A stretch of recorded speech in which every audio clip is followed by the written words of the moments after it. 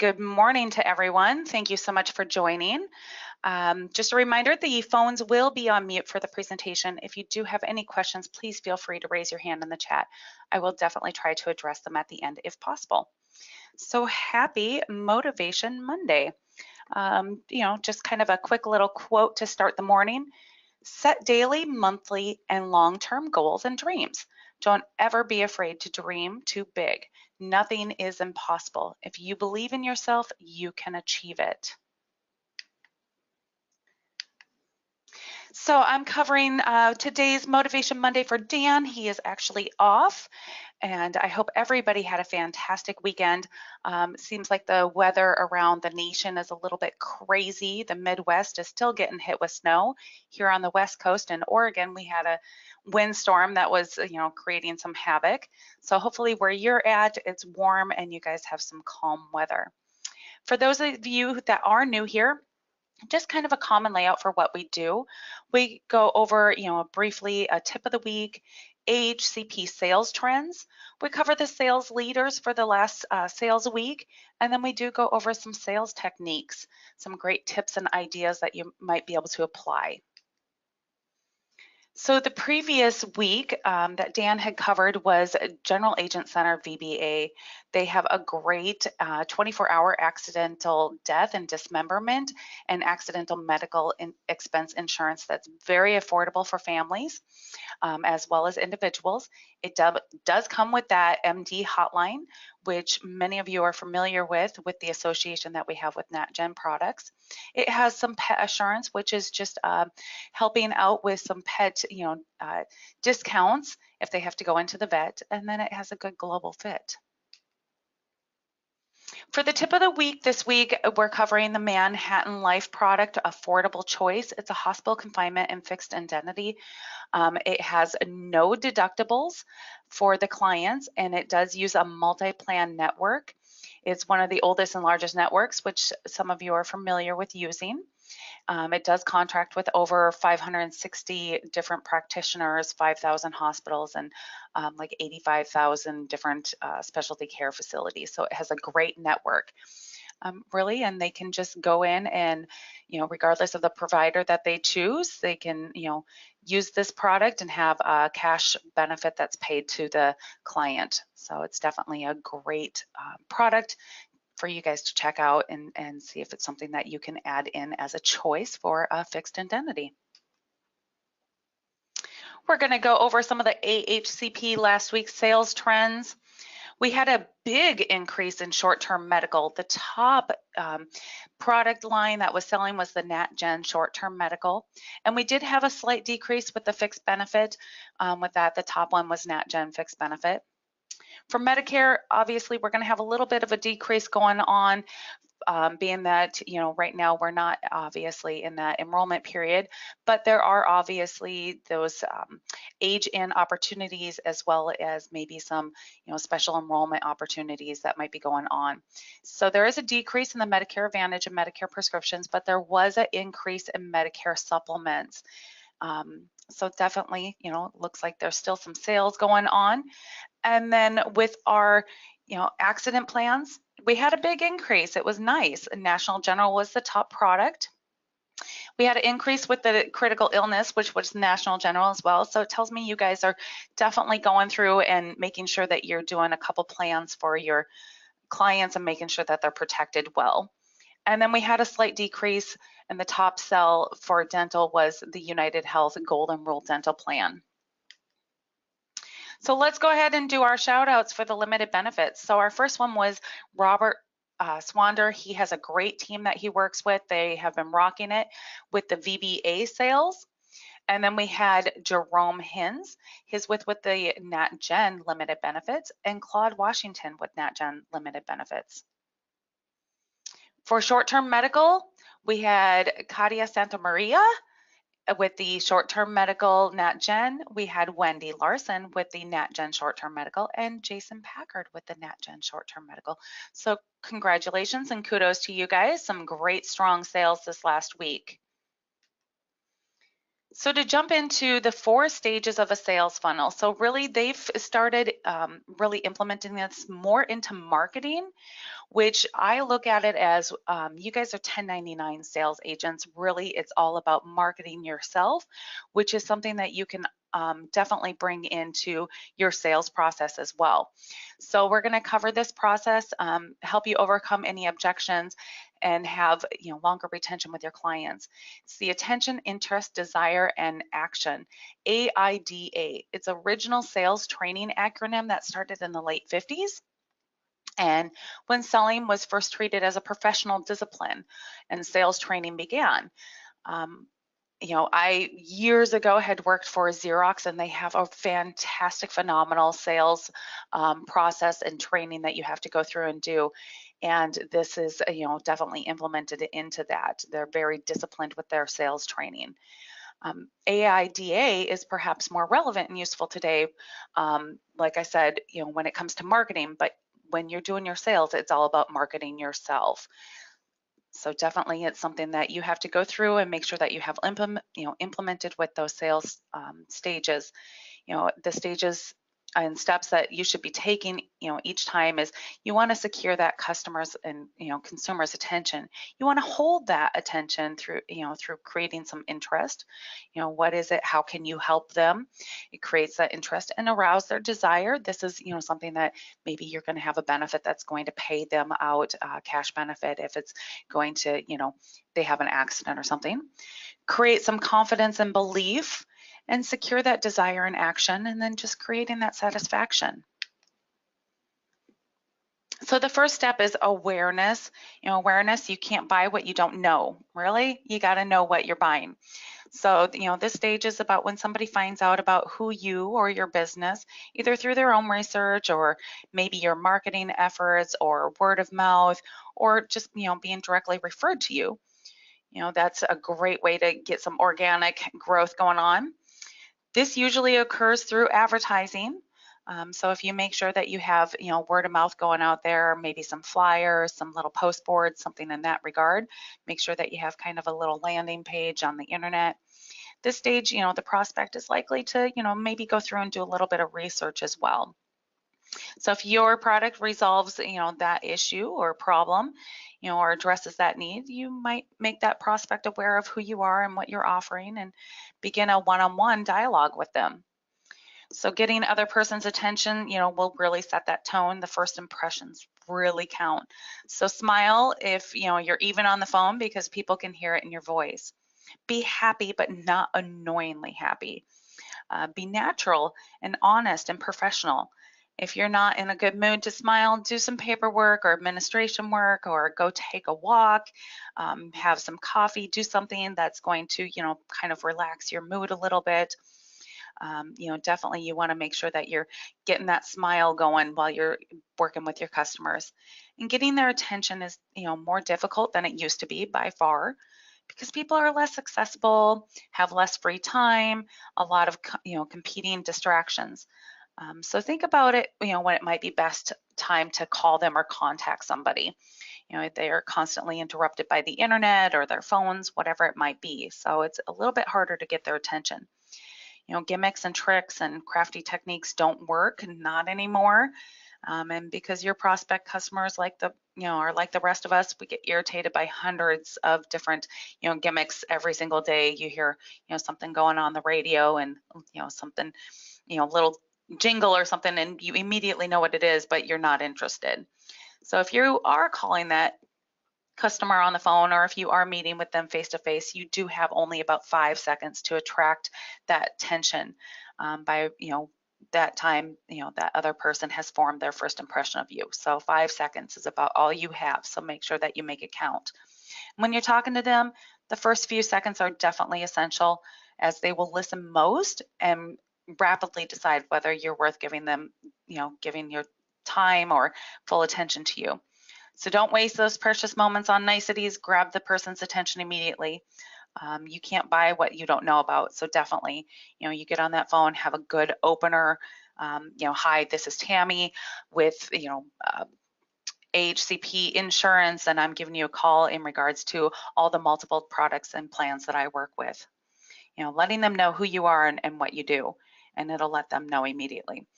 Bad openers can give something to, for them to object to. It, can definitely make sure that, that phone call is going to end shortly. So make sure that you have a great opener that's going to address, who you are, what you do, and let them have that opportunity to see if it's going to be beneficial for them to listen.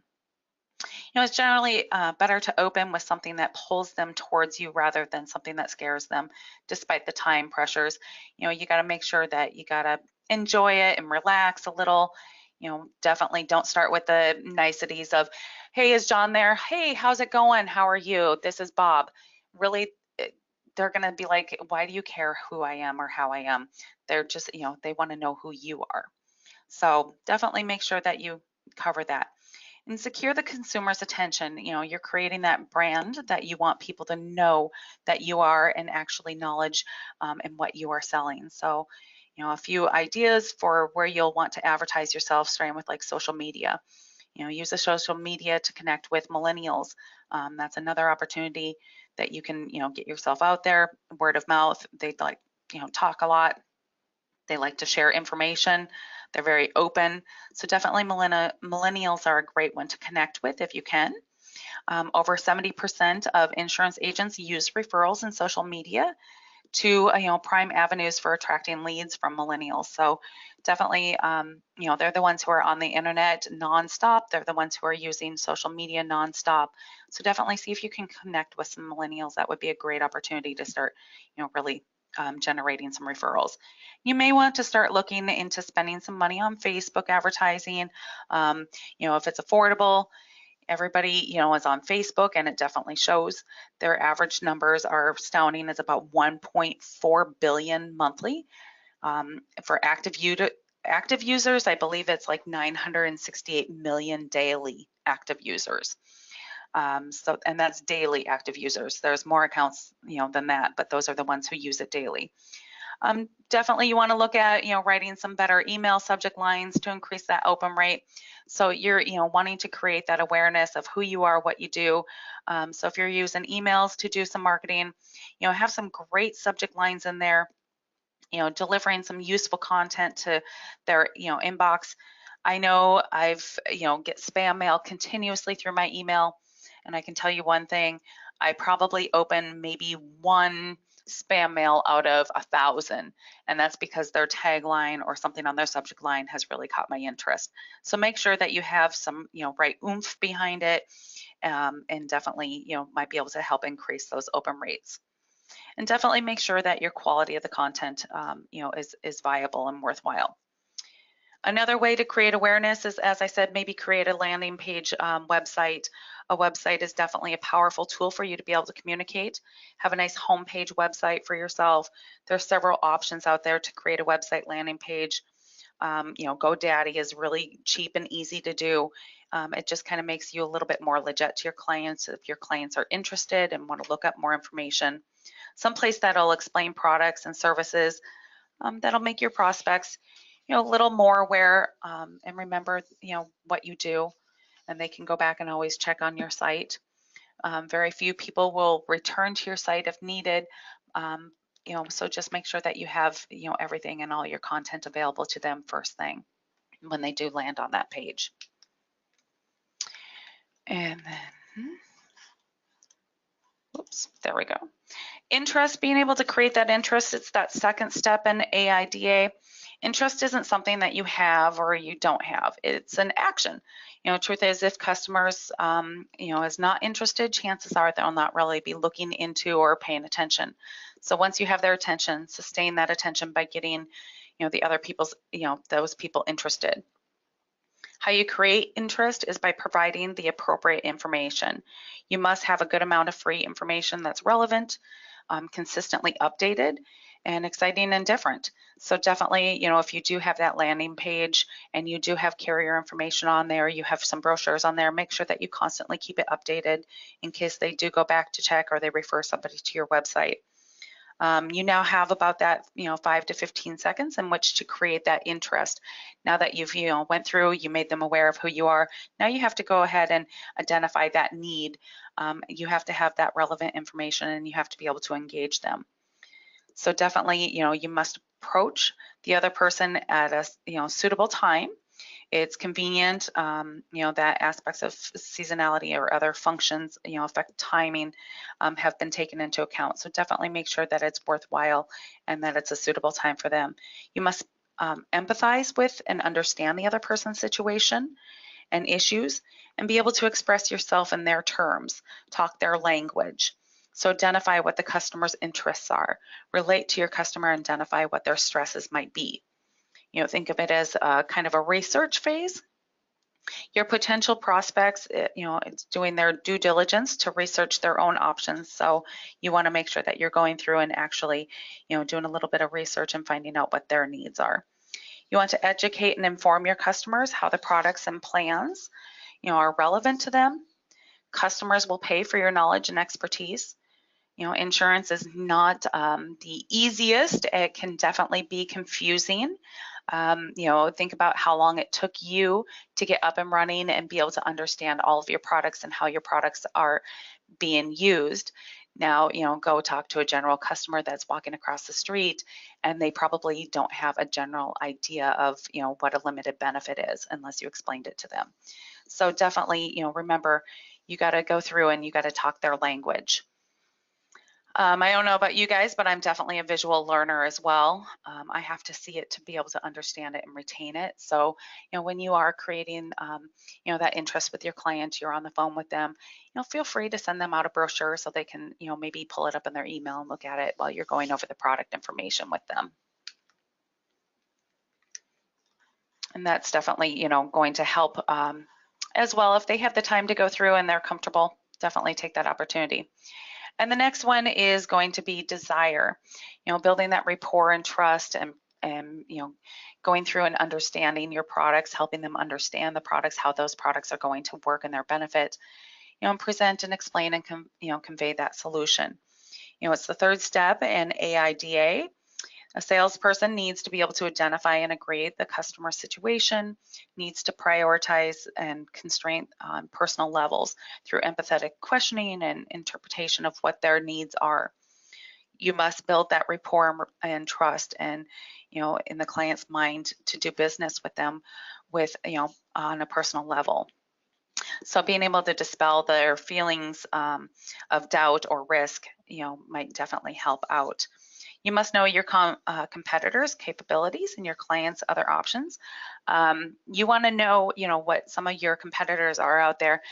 Go sign up for a health insurance quote and see what they're doing.